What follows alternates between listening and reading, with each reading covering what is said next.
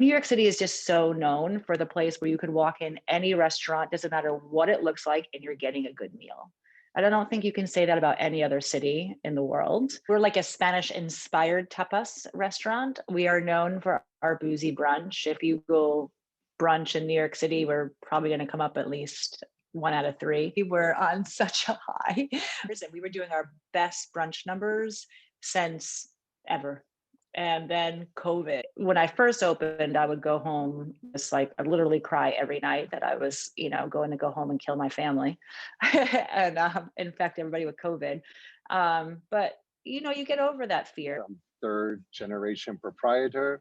My grandfather started Vasilka as a little newsstand candy store in the same location in 1954. We've morphed into 24-hour, 7-day a week restaurant. We've received numerous accolades and celebrity sightings, movie cameos, different TV shows, and a little of everything. We're still a mom and pop type place. If you ask my staff, I treat everybody like family. Things were looking very well for Vasilka at the end of 2019. Unfortunately, because of COVID, we obviously have to reel things back in. When the pandemic started in March, it happened very quickly. We decided, my father and I, who have inherited the business from, had said, you know what, let's take the higher road, and for the staff safety as well as the customer safety, we decided to close down 100%. The day we closed, I came to meet the chef. We put stuff in the freezer. I gave food away. The next day, I got COVID, believe it or not. We've never closed in our history. We were open for 9/11. We were open for Superstorm Sandy, where we lost power below 14th Street for a week, but we still managed to open up and serve cold sandwiches and do the best with what we can. So as soon as we opened, we had like 2 weeks of full orders, maxed out every day. So that was nice to come back to, and people were very supportive. And then we just been building on that. Emmy Squared is a Detroit style pizza restaurant. My ex-husband and I founded Pizza Loves Emily in Brooklyn almost 7 years ago. And it's a 26-seat hole in the wall, little mom and pop effort of love. And never in our wildest dreams did we ever think that we would have investors wanting to grow our concept. Right as COVID hit, this was supposed to be a really big year for us nationally. So that's been interesting. But before that, we were on track for growth. Took advantage of de Blasio's open street initiative and put tables in the streets and built a barricade with plants and try to make it look homey. I had an existing 13-table outdoor cafe through the Open Streets initiative dictated by de Blasio. We have 80 feet of street seating. It's an extra 10 tables that we put out there. I am going to put a roof in and close it and put heaters. When I decided to do it about a week ago, the contractors that interviewed were all backed up. First of all, the supplies, the plywood and the necessary roofing are not in stock in New York City anywhere, because everybody and anybody is building something. So we have some street seating. We were lucky enough also to get our street closed. In the street, we have some tables. We're on a corner too, we're also very lucky. We have a ton of sidewalk space. So we've been able to get 100 seats out there. We're doing infrared heaters, and we're doing propane. And we have, I'm sure you've seen the bubble tents. We have little heaters in there as well. I think people are going to gear up and we're going to have fun. I'm curious to see a bunch of New Yorkers sitting in their expensive fur coats and muffs, doing anything they can to sit outside and have a dining experience. We followed all the protocols that they've asked for. We do contact tracing. We have hand sanitizing stations. We clean the bathrooms every half hour.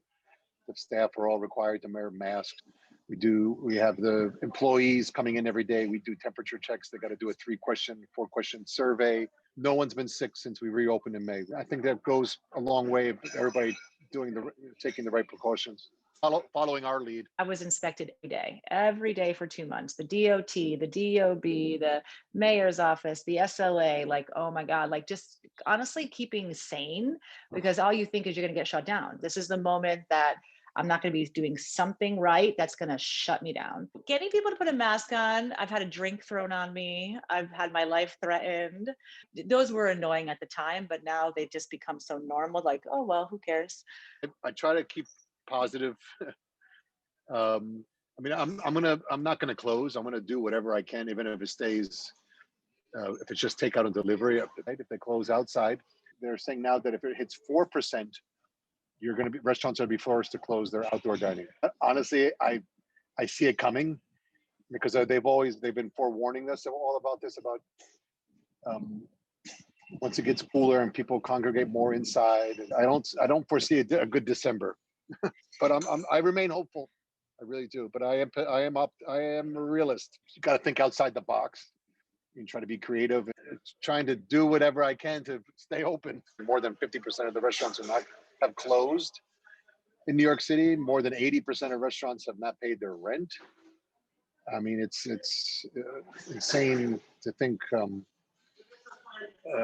how the restaurant industry is going to survive after all this, especially if there's no stimulus and if we get into a second wave, it's going to be bad. I had a lot of help, honestly, and without those government programs, I'm sure I would have done it, and I know I would have done it because that's just who I am as a human. But it was much easier to do it this way. We were really crippled and panicked like everybody else. One of our restaurants did, in fact, shutter. Fortunately, we're very blessed with the sweet spot of our business being that we're pizza, which already lends itself very naturally to takeout. We've been here 66 years. I'm not looking to close up shop. I'm hoping to see us here for another 66 years. It's been a moment by moment approach, which is really the only way to actually live anyway. So it's a good reminder to stay rooted in the present. The ultimate goal is our civic duty for public safety and getting to the other end as a society. I think as soon as we're cleared to go out, people are just going to go back out. I don't think it's changed the industry. Now that the vaccine is out, which they say, and things will get better in 2021. We just got to just stay hopeful. We'll get through this. I mean, there's that adage that New York strong, or New Yorkers are fighters. It's true.